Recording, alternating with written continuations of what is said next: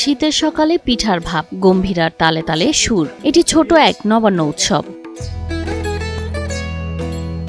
জিভে জল আনা গরম গরম এসব পিঠা যেন মনে করিয়ে দেয় বাঙালির ঐতিহ্যকে। শুধু খাবারের উৎসব নয়, এটি বাঙালির শেকড়, কৃষি আর জীবনের উদযাপন। বরেন্দ্র কৃষি উদ্যোগ ও শুদ্ধ পরিবারের আয়োজনে চাঁপাইনবাবগঞ্জের দক্ষিণ শহর এলাকায় অনুষ্ঠিত হলো এবারের নবান্ন উৎসব, যেখানে অংশ নেন কৃষক, শিক্ষক, শিল্পী থেকে শুরু করে সাধারণ মানুষ।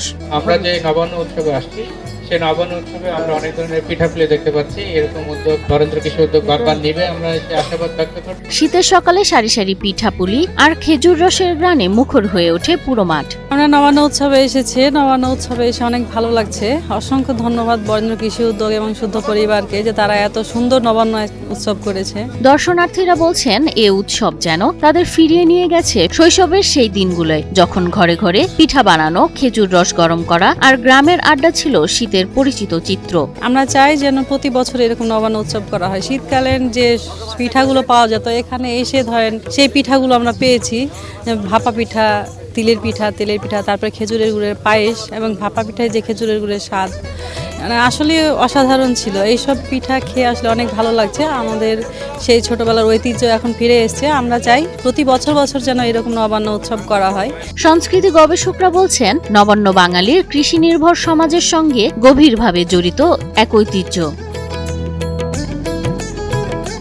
একসময় গ্রামের নারীরাই ছিলেন এই উৎসবের প্রাণ, কিন্তু আধুনিকতার ছোঁয়ায় নবান্ন এখন শহরমুখী হয়ে পড়েছে। সবাইকে নিয়ে একটা দিন উপভোগ করা, আমাদের নিজেদের উৎপাদিত ধান থেকে চাল, নিজেদের আখের গুড়, নিজেদের উৎপাদিত খেজুরের গুড়। অনেকেই জানে খেজুর গুড় চাঁপাইনবাবগঞ্জে হয়, আমাদের বরেন্দ্রপুরে প্রচুর খেজুরের গাছ আছে। তাই নতুন প্রজন্মকে এই ঐতিহ্যের সঙ্গে পরিচয় করিয়ে দিতে পরিবার থেকেই উদ্যোগ নেওয়া দরকার বলে মনে করেন সচেতন মহল। এই উৎসবে যদি প্রতি বছর হয়, তাহলে হয়তো ছেলে মেয়েদেরকে নিয়ে এসে বা পরিবারকে নিয়ে এসে এরকম খাবার খেয়ে আমাদের পরিবারের যে বন্ধন বা খাবার, একসাথে বসে খাবার একটা স্বাদ, শীতকালীন পিঠা অনেক ভালো হবে।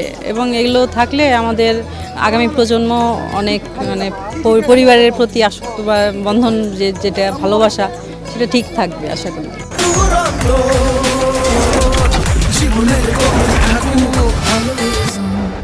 কৃষি বিভাগের কর্মকর্তারা মনে করেন, নবান্ন উৎসব শুধু সাংস্কৃতিক নয়, এটি কৃষির প্রতি মানুষের ভালোবাসাকে জাগিয়ে তোলে।